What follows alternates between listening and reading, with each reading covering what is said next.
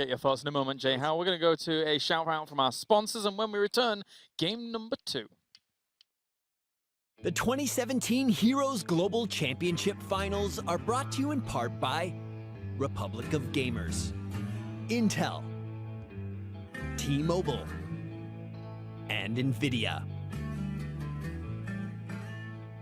Game 2 rapidly approaching here for the 2017 HGC Finals, and something that I think goes in experts' favor is that they don't necessarily need to bring out a strategy like this again in this series at least. They could if they wanted to, but Genji Abathur is one of those nice tricks to throw into a draft that's like, okay, this is very powerful. Are you going to ban an Abathur? Question mark, question mark, question mark. Yeah, it's Medivh, Abathur, pick your poison, and I really wonder if we'll see the same style of draft that I talked about in the first series against Ballistics, where ADRD on heroes that we haven't seen him on tradition. I'm not saying he can't hold his own on the double support role. It just didn't look as precise as we normally see. Like, the Abathur pick is nothing new for them on Infernal Shrines. The Medivh was banned out. They went into it early, and it ended up paying off, so they could go back to a lot of the comfort things. Remember, they're playing for their spot to get to the next match just to get to BlizzCon. So at this point, it almost feels like if you got any tricks, go ahead and go, or if you got the comfort, see what happens. Where we're going to go. Battleground ready for our second match here,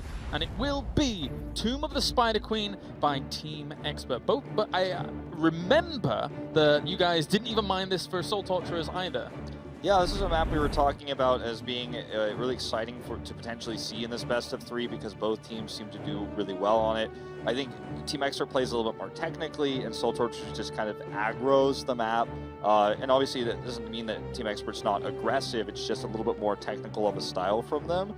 I do feel like part of the problems for Soul Torturers in that last game too is Skrull was locked out of ETC Muradin. He was an Arthas. He couldn't hit those stuns. He couldn't hit rather roots with the Howling Blast. We didn't see really good rain of vengeances. And sometimes they could have blocked those Sanks from going down.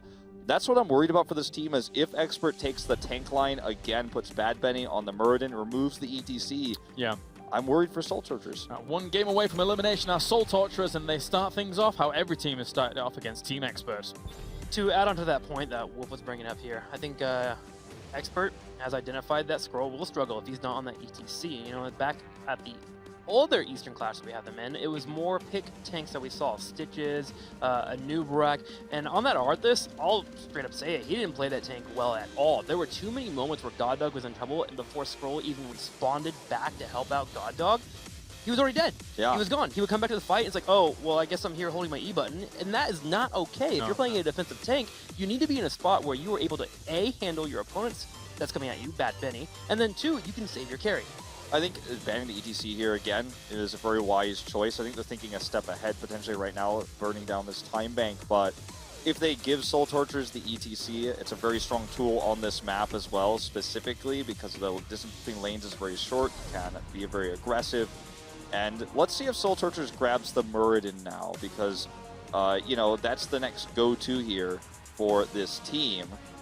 They ran Garrosh on Tomb last time. I think the Muradin's a safe pick. I really wonder after our series earlier trick, looking back on the EU HGC, this was something they like to run Chromie, they like to run Vala, they also like to run Tracer as we saw, and they've run Chromie Tracer before in the league, but it did not look good against Ballistics. You think that might be shaking them away from that style of strategy? I don't think so. It was a bit of a weird variation. Typically we don't see that that Tracer and a Chromie together. It's usually like a gray main and a Chromie together to set up that idea. I think Tracer was that pseudo adjustment because the Tassadar was picked up on the other side into the Chromie. So you go for the damage first, Tracer cleans up. And it happened a couple times. I just think Ballistics was a little bit too good at controlling the fight. The Tracer comes in, they don't necessarily need to pair that up with shields, but down the line Zarya could be something. We've seen EDRD play it before.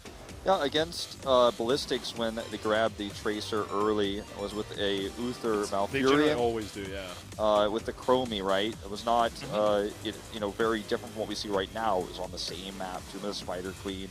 When we saw Tomb last time for Soul Torturers, it was a really weird draft. They went into the Lucio, Kel'Thas, Malthael kind of draft. Did not really work, kind of fell flat there. And I think this is a big problem. It goes back to Skrull's lack of ETC. What did they build with this Tassadar this time? The play we saw out of God Dog on the Vala was pretty bad last game. You talked about the lack of peeling too from Skrull. I think this team has already kind of been figured out by Expert, and I'm not really sure what direction Soul Torture should look to here. Yeah, I think it's just a matter of making Skrull happy. I think God Dog didn't have a bad game, he just didn't have any options available to him. He had no teammates around him when he needed them. So making sure that Skrull on a tank that he is happy with is fine. Maybe you gotta pull off the Zothman tanks now. Maybe you bring in that Stitches and go for a pick comp.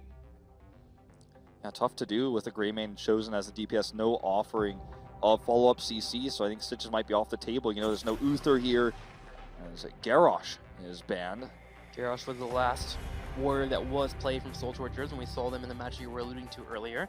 So Team Expert takes that away. And now, what does Soul Torturers go to here?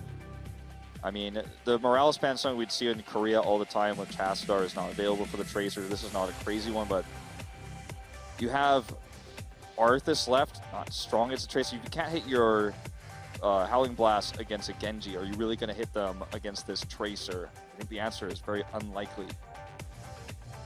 Well, for now, they're electing to think about a support takeout, and this is one that I actually wanted to be taken away. Even with it being the Tracer already picked up on the right side, which is typically what we see Nick pull up of, you want to take that option away from him. Chromie is being hovered, and I think it's a wise choice. The only issue is that this time we have that Muradin. Typically, you have that Chromie paired with the Johanna because she brings in that wave clear, but with Muradin being up and available for Team Expert, there is a chance they might not go the Chromie route. Regardless, you should be safe and ban it out, and they do so.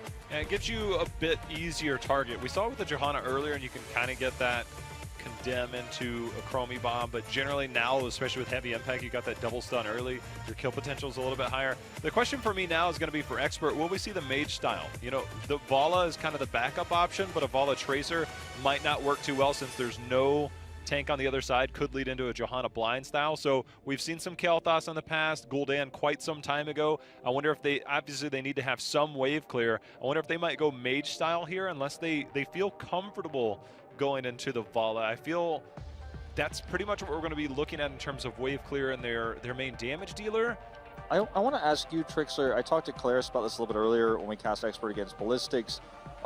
Is it out of the realm of possibility to pull a Morales in? It was highlighted earlier and go for the solo DPS Tracer. I know it's not necessarily the style of Expert. Is that feasible here for them? I mean, I think I'd prefer a Sonya Karazim from them if they were to go aggressive at all. There's going to be a Brightwing and a Malfurion. They've played Morales once, but Expert really isn't the team to pull up the Morales. It's that Dignitas that enjoys her the most. The Brightwing Malfurion is very interesting. So you get a pseudo shield, as you were mentioning with that phase shield, onto the Tracer, so that should be helpful, allow for the dive. They will need some setup damage though, and that should be coming in with their fifth pick. Something we have not seen from them before. Something that Brightwing does is add spell armor. You hide your pick, your damage dealer, and on this, well actually they've already got Rhaegar Tassadar. I haven't seen them play it. I don't know anything about their scrims that I can say that, hey, this is it. I'd be okay with the Kael'thas. For Soul Torturers again? No, for Expert. Oh, okay. I was like, well, I don't know about that. That's a bit crazy. Well, Could be.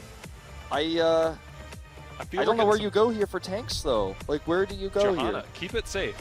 Play simple. The hardest part is with the Johanna, obviously you get the blind on the Tracer, but getting the lockdown, any type of point and click, stun, poly, anything like that. Instead, they have zero. They have zero CC, hard CC, to do anything towards Tracer. However, the comp is tanky. Genji can deal with pulse bombs if he uses his deflection correctly. You have Tastar shields.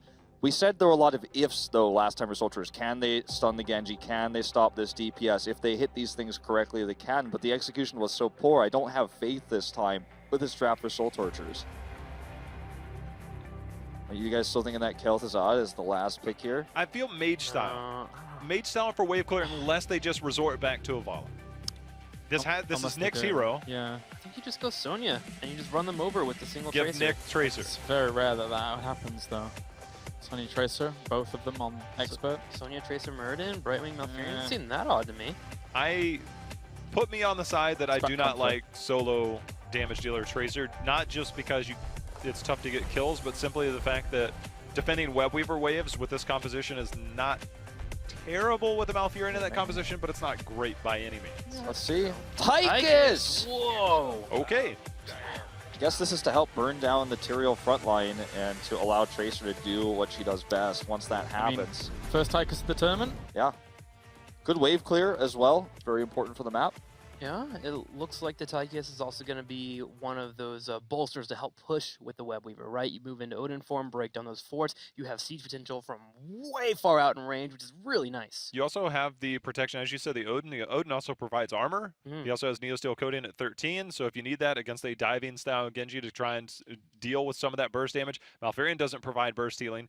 Brightwing doesn't provide burst healing, so maybe a little bit more survivability on that backside. While it actually is a really good choice for this battleground in particular, the Odin, one of the best sieging heroics, one of the most anti-sieging heroics to be able to put the damage on to push or defend. Not too shabby. Unless this is something that they've practiced a lot, which I don't think so. I feel like this is one of the first times where Expert has been drafted into a bit of a bind. Is that? Yeah, I think like feel? both games feel that way a little bit.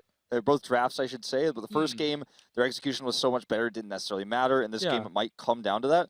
I'm a little bit worried about the Tychus when you look at the DPS down here. I mean, the Grey Mane that can come through, the Genji that can dive through. There's no burst healing. There's slow Brightwing healing. There's slow Malfurion healing. So, you know, if Tychus does get locked down or dove upon, I think they're going to have a bad time. But again, it's the ifs. And last time we had the ifs in game one, the execution was just better for Expert. I think that's actually the strength of the Tychus pick, is if they get dived upon. If the Tychus does get dived, the resistance that you brought up during the Odin phase is wonderful. He has some of the highest health points that you have on an Assassin. The idea behind this is, okay, we can help push with our Web Weavers. We have decent defense with Odin, but we can also just put all of our eggs in the basket on Tracer, keep an eye on her, and Odin will be fine by himself. We can come back, we can buy some seconds. I think it's a brilliant pick. Jayham? I am fully on the Tychus train here. I absolutely love everything he brings to the table. He's under no real threat. Again, there's no point and click stuns, so he's just going to feast up there. Tyrael has built-in spell armor. He can't, in percentage-based damage, he will rip through Tyrael, and it won't be till level 10 that you can hope to get on that. We'll see a bunch of Emerald win. We'll see the Odin. We'll see a lot of things that can deal with that potentially, but it's going to come down to Tyrael on the other side to make sure Sanctification goes down, because if you're met with a Twilight Dream, the Odin, all that stuff, the Emerald win, you're going to have a tough day at the office. All right, well, time to head over to our commentary team here to get into game at number 2. Gillyweed and Dreadnought, take it away. Expert up one game in the series versus our Soul Torturers Taiwanese team Dread. On a scale of 1 to hell, it's about time. How do you feel about the Tychus pick? Hell, it's about time. The first one. I love me some Tychus. You know, I was a bit more on the J-House side of that. I feel like Tychus on a map like Tomb of the Spider Queen, anytime that you can drop the Odin, make sure that you get value out of the Web Weavers. I'm always so concerned about making sure that those gems actually translates the forts. And, you know, it has the defensive side as well. I mean, it's not 10 out of 10, maybe the most meta pick or the most standout, but I think it was a clever adjustment. Yeah, what I would like to see from Soul Torturers now is a hard engage, a hard dive on him, surprise him, jump on top of him with the Tyrael out of maybe some of the vents, so that he is forced into Odining to get that armor, and then in that amount of time, just try to do so much damage that he just bursts through, and then you get rid of you kill 2 birds with one stone, right? You're taking out the Tychus, and you are getting rid of the Odin. Yeah, I agree with you. I think that's going to be a really cool approach here, but I feel like the Tracer, you know, this is something that we were talking about a little bit. It's something that is very, very common all over the world to get on a map like Tomb of the Spider Queen, and I feel like that the Tychus is going to really make up for, you know, what she might struggle with in that kind of siege. That's the real clever part of the draft, I feel like, that I like out of Expert. Yeah, let's get to it then. Let's see if Expert can win game 2 and get to the next series to SPT, or if Soul Torturers will be able to tie up the series. We're heading into Tomb of the Spider Queen with Expert leading the series 1-0. As we see, we are going to start this off again in the blue. It is Soul Torturers, where Zaze will be on the Genji. We have Rhaegar, played by Mir. Scroll will be on the Tyrael. We have Cucumber on the Tassadar. And last, it's going to be God Dog on the God Dog, Greymane. Not quite the Rhaegar level of God Dog, but pretty good anyways. We've got Expert in the red. Curson will be playing Malfurion. Bad Benny yet again on Murden. Ethereal Angel playing that Tracer. ADRD flexing it out on Brightwing. And finally, Nick will be rocking that Tychus. Their Angel on Tracer is always a treat to watch. He makes massive plays here. And with the amount of picks we saw Expert able to get in the last game, I normally on a map like Tomb, I don't expect to kind of see that play, but I do feel like Expert just is a level ahead here of the members of Soul Torturers, and he's going to be a very big problem for every single member. Yeah, I'm excited to see how Ethereal Angel does in the Tracer versus Genji matchup. It's definitely a skill matchup, trying to figure out to bait out the deflect, how your pulse bomb's going to work out when you have to recall. And we've seen a lot of awesome Tracer versus Genji matchups in the past. Know that Nick is super well versed in this, so I'm sure that if Ethereal Angel had any questions about that, Nick could give him some pointers as we were heading into the game. I really like the laning decision making coming out from Soul Torturers when they feel like they might struggle with the kill potential or against the members of Expert, rather than going to the same lane, matching them consistently. They send the Tassadar to deal with the wave player into the 1 versus 4, and then meanwhile send everybody towards bottom. This is something that originally rose long ago out of the Chinese region, and it's really nice when we see others looking to pick that up. Yeah, often when you are thinking that you're going to be behind or don't want to deal with the picks, going to a different lane and trying to push the opposite way from that will help you make sure that you can at least keep the advantage going, or at least keep up with Expert, because you get that earlier burst of advantage. But speaking of wave clear, we've got a Moonburn pickup for Malfurion, so he'll be looking to stack that up. Already got 28, so doing very well in that stacking talent so far. Nice stun coming out onto the Genji pulse bomb, and he is out of here. Expert finding themselves another first blood. Very explosive, much like I mean a lot of what we saw out of them from last game. Yep, it seems like my question has been answered. Ethereal Angel indeed is good at the Tracer versus Genji matchup, though we had some help. There were some roots there. There was even a grenade popping out from Tychus, but Bad Benny's going in. Here comes the Brightwing Phase Shift 2. Immediate Polymorph Mir taking so much damage and will go down to a Dwarf Toss. Going down to the Dwarf Toss is a bit demoralizing probably there. Not even having the stun on that. This is going to be a pretty big problem, because with the new Murden, he has a colossal power spike at 7. These kills that Expert has already been able to accumulate are going to only increase a lot faster here post 4. A lot faster. A lot is indeed a lot. Now Scroll takes damage, Pulse Bomb there. These are 3 for 3 on Pulse Bombs. That spells a lot of good things for Team Expert in the early game. And most importantly, so it allows them to negate the laning damage that Soul Torturers did with that switch up. As you can see in the bottom lane, there was a lot done. Soul Torturers are at least getting some advantages somewhere. They even were using their good Merking heroes to get some giants here in the bottom lane. But at the very least, Team Expert getting these kills makes sure that they're not losing too much out on the structures and keeps some control over the turn-in points. And since Tychus has been such a hot topic, as we saw earlier, being the first Tychus pick hero of the HGC Finals, we've been talking about how effective, wait a minute, Stormbolt lands, Pulse Bomb there, but Zaze is going to be fine. Is how that doesn't come online until 10, and the rest of the composition struggles quite a bit when it comes to that wave clear. So if we see Expert focus on getting a turn-in pre-10, it is in their best interest to heavily focus on that aggression that we've seen into the laning, but post-10, they can play it a bit safer, have Odin with the split push and play a very hyphy format. Love the pairing of the Polymorph along with Pulse Bombs too, so that Zace won't be able to deflect potentially these Pulse Bombs that only get stronger once Expert get to level 10 and are able to get what is likely to be Quantum Spike. Very occasionally we'll get something else there, like Pulse Rounds, but usually it is a Quantum Spike because you can even cut through armor there with the % base damage. Another Pulse Bomb, another connection, but Mur doesn't go down. Yeah, ADRD happening back out there with a nice little responsive damage coming out from God Dog. But it's just, even without getting the kills, the members of Expert are at least doing enough damage to really put the fear of the Tracer composition into them. It's not that they're just surviving, they're holding their own. They're constantly having to go back, tap, draw other type of resources, and this is leading to a very controlling laning phase. The biggest thing that an Expert, hold up, you're gonna see the teleport onto Brightwing. Bad Benny has the Dwarf Toss out. He's gonna go ahead and use it. Scroll's not done, but it looks like he is going to be just fine. Here is my concern for Soul Torturers. They have not turned in any of their gems yet, and they're starting to amass quite a lot on some of the members. Cucumber gets them in. That is crucial. Versus a team composition that is so pick-oriented, and versus an Ethereal Angel who is hitting every single Pulse Bomb, I would not want to be a squishy target. Even Ethereal, right? Like, anybody could go down to the kind of control with the stuns and the Pulse Bomb that Team Expert has. So you really want to make sure that as you are going by the turn-in points, you're dropping off these gems so that you don't get into a point where you have a whole lot and you lose them to a pick. And with the distraction up on the bottom turn-in, Expert was able to sneak in the very first Webweaver phase. We'll see what they are able to do here with the Tracer. Going to be responding down to Curson, make sure that he's going to be just fine. A lot of damage for Soul Tortures onto the Web Weaver, making it essentially valueless here on the bottom lane. This is a really good response for Soul Tortures. Amazing defense, using the fact that they had pushed that lane out so much. Bottom lane is now not an issue for Soul Tortures, and they can respond elsewhere. They take an extremely safe path to the mid lane so they don't get caught by any members of Team Expert. They should know that Bad Benny loves watching to see if he can catch anybody in rotations, and the team would be quick to follow up. Stormbolt goes on to Rhaegar, pulse bomb fast after. Mir is going to drop, force the recall on a Thero Angel and Expert here, just with precision.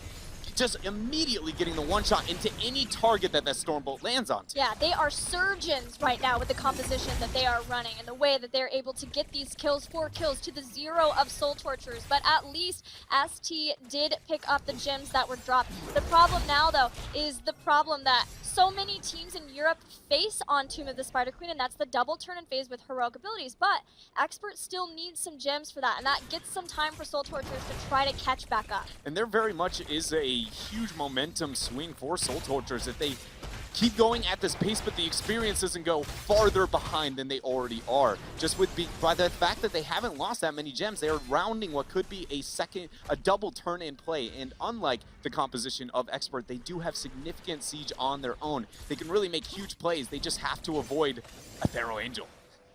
He is a scary one, and especially now that he has Quantum Spike, the rest of the heroic abilities as we would expect from Team Expert. Soul Torturers still just about to get the heroic abilities of their own.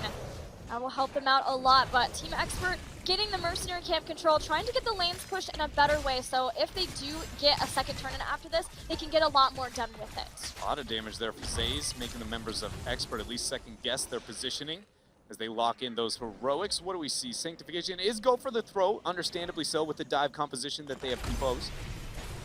Nice. Web Weaver phase here for the members of Soul Torturers. So this is what we were talking about. They're looking for the double stack. They cannot lose some of these gems that they already have. They need to win these fights.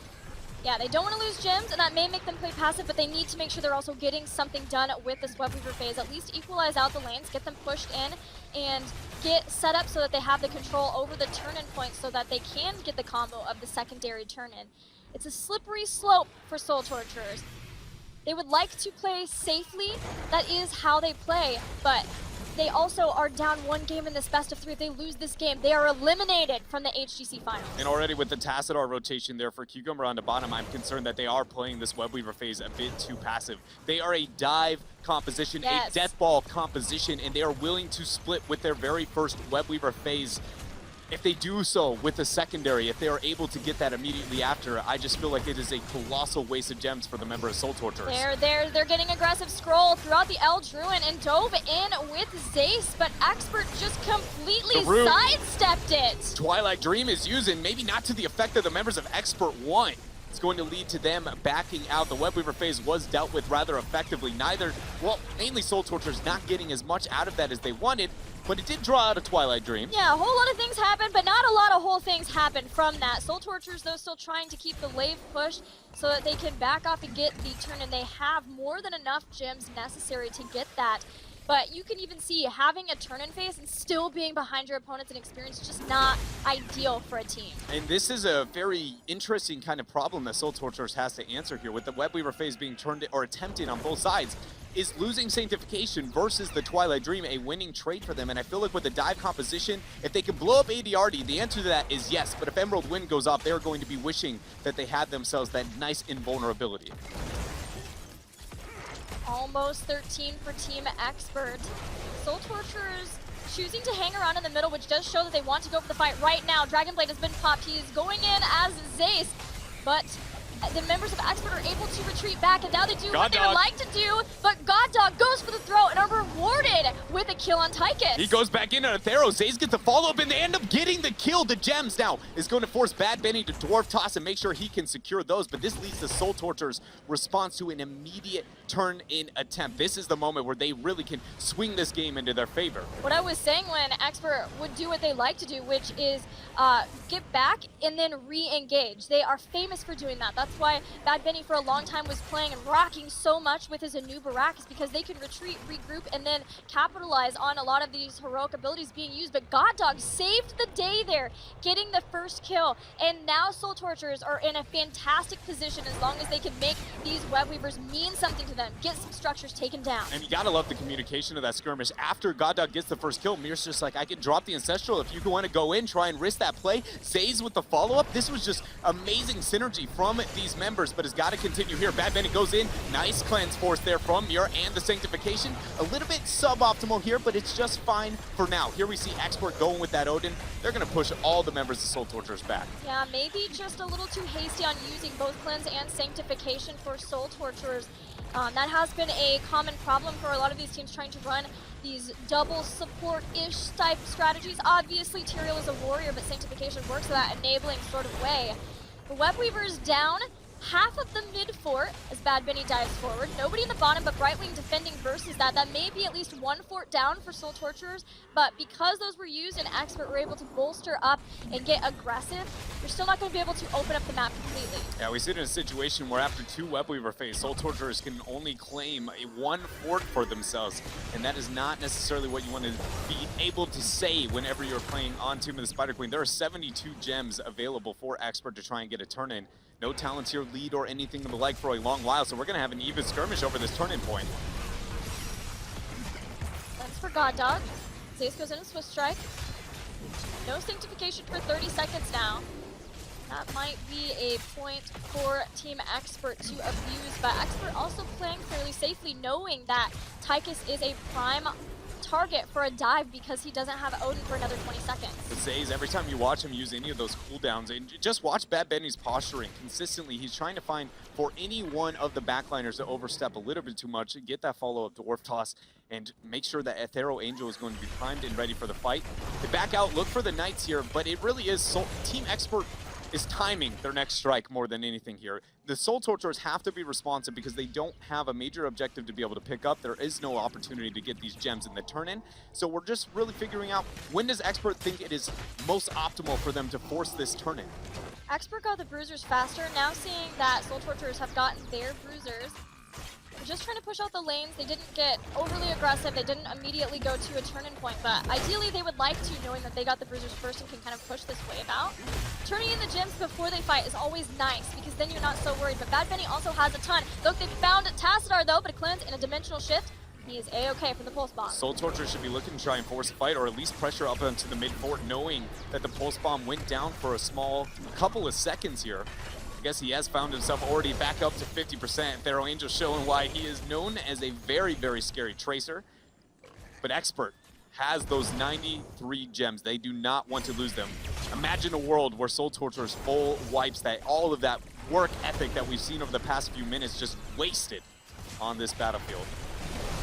Root in after the stun. Scroll uses the Ancestral Healing. That's one cooldown burnt that Expert can be proud they have forced. This may mean that Soul Torturers backs off from the turn-in and gives this to Team Expert, who could get a gigantic spike in power since they're so close to 16. Here they go, the Polymorph, it draws the deflect, Ethereal Angel misses the Pulse Bomb, Sanctification immediately after. Oh my gosh! And the Dragon Blade too, that couldn't have been more perfect positioning, but it doesn't matter. Genji's already still down. Twilight Dream, and now Nick goes into Odin 4 and the Emerald Wind, pushing all the members around here, but in the end, Scroll gets caught out a little bit too far there, and Expert find themselves another kill. I thought that was maybe the best juke of the whole tournament, getting back into the Sanctification, but Team Expert controlled the fight, takedown 2, and will eventually get a turn in, as long as Tassadar is stopped at some point from getting Bad Benny to turn these in. It's so nice to get these gems off of Benny too. Yeah, because you know he constantly wants to be up there and trying to get the zone, so the fact that he's able to drop those off, Expert can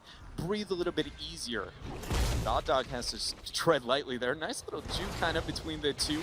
But the biggest thing is, Odin's down for 50 seconds. Even if this Web Weaver phase only nets maybe 1 to 2 forts, it's the secondary Web Weaver phase that I'm really looking at here for the members of Expert. And I feel like that's when we're looking towards those keeps, towards those game-ending plays. Benny off to the side, see if he can dwarf toss in and catch somebody with a cheeky flank. not seeing that, he instead will just get up in the front so that he can create space for the rest of the team to start working on taking down this fort. They have all of the members of Soul Torturers down here in the bottom, so this is where the defense takes place, which means the longer they keep Soul Torturers here, the better mid and top web weavers will do. That pulse bomb down. Scroll trying to capitalize with the Holy Ground, but the polymorph is enough to deter. Bad Benny lands a double Storm Bolt, but it doesn't look like they want to try and pull the trigger quite yet. Middle and top web weaver still primed and ready, sieging up, so just keeping them busy here for Expert is a winning trade. Yeah, that's the spike in power that I was referring to for Team Expert, that they're able to take down all 3 forts in one foul swoop, gives them an experience advantage in this game that we just haven't seen just yet. Now being able to have 18 to the 16 of Soul Torturers. Vinny continually just seeing if he can jump on anybody. Where are you at? Let me get him. The Dwarf Toss is just such a scary, scary tool after that. The most recent rework going into Murden, we heard a lot of hype behind it, and it took all the way for day number 4 for him to rise to the power. Everybody was questioning, would he make it to first pick, first ban, where they're yet to see the ban drawn out. But Bad Benny is really putting up a solid argument for maybe it should be that way. He has that escape as well as the engage. They almost take him down, but he still had Avatar, if necessary. Interesting revitalized pickup for Malfurion at 16. Gives him back some mana whenever he uses Enervate, but also gives him some cooldown reduction of his own, just like he would be giving to his teammates. Both teams have enough gems to be able to get this turn in. We see a Thero poking up, trying to scare them off. If we see anybody overextend whatsoever, you know that Bad Benny is looking to strike. Mir has to make sure that he's kiting into the back line. They find themselves one. Nice cleanse there from Mir. That keeps him alive, but now we know that Bad Benny is going to be capitalizing the fact that there is no longer a cleanse available.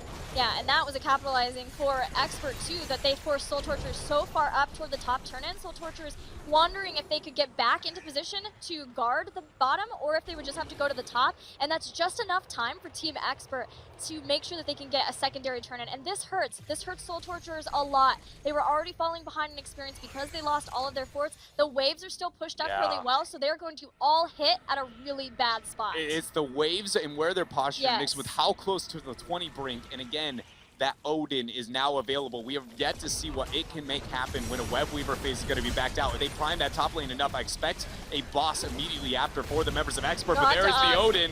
Ancestral Healing saves God Dog, and then there's the Sanctification with the Holy Ground too, but all it does is make sure that God Dog lives. It doesn't give them the initiation that they would ideally like. Twilight Dream hits. Emerald Wind as well, and Genji was able to make it out. Zay's drawing a lot of cooldowns, maybe enough to be able to deter Expert from achieving this keep with the stun. A cleanse from Mir keeps them up. The Holy Ground, and they're looking to go in. Soul Torturers are not done in this tournament yet. They have taken down Tracer. They make Bad Benny go into Avatar, and he Dwarf tosses out to safety for now, but Zace won't let him go. He's still going in after him, using the Dragon Blade. Had the Swift Strike, but he turns around, hits him with the hammer, and Genji is out. He is going to get punished, and meanwhile, look at this bottom web weaver. Took out the keep from wall, but more importantly, top keep is falling down to 50%. They get the stun, and they find the Greymate. God Dog is out of here. Polymorph as well. Scroll is gonzo. 3 kills now here for Expert. The turnaround, again, recollecting themselves, reinitiating. Expert is just terrified. Yeah, it is the team fight style that really started to see them solidifying their spot in the top of Europe, and they've since changed and been able to adapt to different ways of team fighting, but it's still one that they are comfortable with and they excel at. They are so lethal against teams. 3 kills, a keep down. Benny looking for more. Dimensional shift away. They'll at least walk away with a double keep play. Oh, they didn't get the mid keep. My bad. But at least 1 keep down.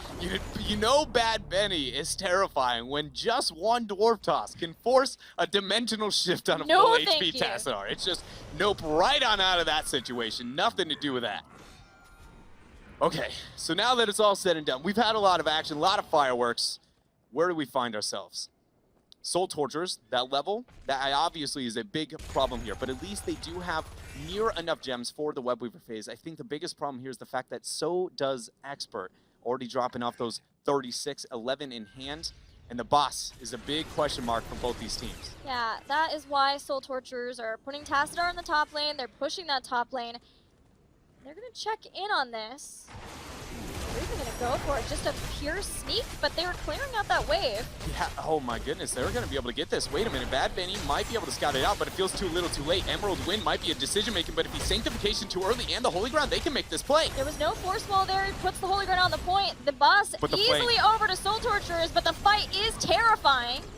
Really but good Odin job. and Emerald Wind, they disengaged. They're fine. They did it. ADRD actually had a very cheeky play there to just go to the escape route. Emerald Wind kind of blind to make sure that nobody could get out of there. Yeah. But since everyone had the mobility over the sidewall, 2 heroics used, and Soul Torturers take away a win condition from Team Expert. Not out of it yet, but almost 20. Bottom lane is still a problem for Soul Torturers, but behind the boss, they want the turn in 4 more gems as Vinny shows up. They didn't quite get the Web Weavers. But there are, oh my gosh, how, okay, so at least Expert doesn't have enough on their own here to be able to get it quite yet. As Soul Torturers going to be able to hit that 20, close. they're 2 away. Bad Benny, he found him. This is so tense. Will Soul Torturers be able to clip this 20? They will be able to do so. Bad Benny starts the channel, and nobody's comfortable to be able to move out there quite yet, so Expert gets the Web Weaver phase. Web Weaver phase, they might get a merge. Dodges Stormbolt, running for his life in that Ghost Wolf form, and he gets back to safety. 20's here, and Soul Torturers are ready to go. Nice Holy Ground, but if Thero's going to use 1 blink, and he's just fine. Bottom Web Weaver is prepped and ready. Keep in mind, it's going to spawn very close to that core, and it has the catapults to be able to aid it, so eventually someone on the side of Soul Torturers is going to have to answer to that. Yeah, that's why they're going for the fight right here, right now with the Holy Ground. Expert continually moving back every single time. There was the Twilight Dream. Tyrael does not live through the Pulse Bomb, but Murden goes down. It's a bloodbath. God Dog goes in, and he's just popping off, going for the throat binding too. Nick gets Tassadar right down. The members of Soul Torturers, though, still have pressure on their core. They need to be able to try and get this retreat here. But the fact that they were able to turn this fight, it is just amazing. They didn't even get Sanctification off, and they still had the confidence to turn it around. God Dog again showing up for this team in a big way, and Soul Torturers on their last lifeline, their maybe final game. If they lose it, they're out. Are able to get enough kills to stay in this game again. But unfortunately, it took so long that they do lose another keep. 1 solid keep left between Team Expert and the core of ST. Soul Torturers do have enough gems for another turn-in. Because they were able to pick up that boss, it's going to be a long while till we find that win condition as an option. My biggest concern here, Gilly, is that we've already seen 2 Web Weaver phase on the side of Soul Torturers, and they didn't make too much happen with it here. At this point, they can't have that happen anymore. They need a minimum keep, possibly looking for game, because Expert's pressure between those 2 catapults, and again, because the boss is not available for so long, it feels like when these gems are turned in, they need to be looking for game. There's Ping. Stroll wants to Holy Ground cursing into the rest of the team. He has Twilight Dream as he comes out of this ice block. Emerald Wind there too. He uses it to get away with the Astral Communion. Mirror getting caught on the backside, and then Nick getting the big red button all over God Dog. Expert just gets 2 kills, find a 3rd. And what felt like such a tense game for so very long, Expert immediately just shuts it down with a fast opener. Yeah, that was all Curson. The team came in and helped. Most certainly they came in and helped. The Emerald Wind was awesome, but to know that he would have Twilight Dream out of that ice block, use Astral Communion over the wall, he baited and he delivered. Soul Torturers have lost 3, they've lost 4. There's only Tassadar left, and Team Expert will be able to clean up the core and take this series, moving on to the final deciders match versus Super Perfect Team. Very insane play from Team Expert here. The fact that they picked that high tracer, the risky lack of wave clear, and still make it look so very good. Yes, there were a couple of moments where maybe they didn't get as much out of the Web Weaver phase and the win conditions, not predicting that boss play, but ultimately it did feel like from minute 1 to the very last one that they had pretty solid control. But you gotta give a shout out to Soul Torturers here. I feel like that was some amazing play, that they stood up to a dominant team fighting team like Team Expert, was able to turn around fights even being men down. Yeah, it's been awesome to see Soul Torturers both versus Team Expert and SPT. This is not the Soul Torturers you would know before. This was the super team, 3 members of old Soul Torturers and 2 from Deadly Kittens. They felt like they had a long time to figure out the meta by watching the other groups. They knew they had to be the team that adapted the best. It just wasn't quite enough for them in this potential group of death. And with that, we are going to send it over to our analysts and get a couple more thoughts and breakdown on that game. That's right, Expert stays alive here, and it wasn't all too easy though, to say the least. Unfortunately for Soul Torturers, they are now eliminated, but it was a good match overall, if not a bit slow and steady and paced. Slow and steady wins the race. Wolf4 t-shirt said that exact same quote on it just a couple of days ago. Wins the game, not wins the race. It's Close still enough. the same. Still the same. But either way, the Tychus pick came in at the it came in at the end. As soon as we got off here, oftentimes we continue to talk about the draft, right? We could probably talk about the draft for forever. But the Tychus pick, I really liked it. Of course, it was a slow, steady pace. It wasn't like the dominant 17-1 or whatever it was in game 1. Yeah. But it was enough to get the job done. And I think that's all Expert wants to do because they have a much tougher test ahead of them. It was a safer pick, obviously, than the crazy Genji Abathur style that we saw Yeah. in game 1. You've got this slow, methodical hero that kind of cues forward, goes for a dash, ends up dropping. You know, this mech on is very safe, gets that extra armor, and you burn down the material. Doesn't always end up being that way, and Expert did have some problems in that game, but I think the big moment there that decided everything was just the bait there where you see Kirsten just poking, and then the ice block into that jump Twilight Dream. He took Soul Torturer's desperation of trying to get back in the game and used it against him, which is always a clever play in itself. But no, on the Tychus train, man, it was a wonderful pick. It was safe, and that's the power in picking it, right? Making it hard for you to be dive upon. A final point on that, using that as bait, it goes back to the fact that there was literally no CC on the other side. So what do you do to interrupt any Twilight Dream? You can't. It was literal bait because there was no real threat. I mean, obviously there's sanctification, things that could have come out in that team fight, but that was literal bait right there. Well, thank you very much, guys. So it's time now to go over there, and go over with Kev, and go over with Benny. Thanks so much, James. We are over here, and we're ready to do an interview. I'm here with Bad Benny, Warrior player from Team Expert here, and congratulations on your win, of course. Fantastic. You move further into Group D. One more match to go to claim that BlizzCon spot, but I got to ask you, the quality of your play, is it due to some secret kind of horse camp preparations? Not this time around. For the Western Clash, it was the horse camp. Now it's just eating some spicy food in Korea and practicing. Fantastic. Well, let me get your opinion on this group. How did this play out? I know that first match against Ballistics was a tough one. Did that play out the way you expected? Did you come into this group knowing it was going to be a tough challenge there against the Korean team? What are your thoughts on that? I thought we would do better against Ballistics. They had done really good preparation, actually, so they ended up with much better drafts, and yeah, we didn't stand a chance, basically. So we expected to do better against them, but we're still confident we can take the second seed now. Awesome.